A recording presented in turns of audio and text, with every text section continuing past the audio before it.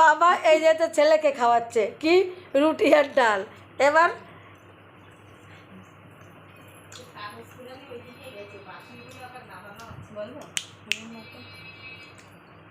এইবার খাওয়াচ্ছে বৌমাকে।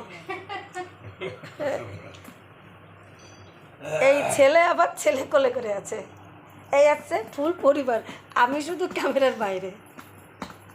ক্যামেরাম্যান জলদি ফোকাস করো। একটা খেয়েছি রুটি। কি দিয়ে খেলি বাবা? চালু। বাহ খুব সুন্দর।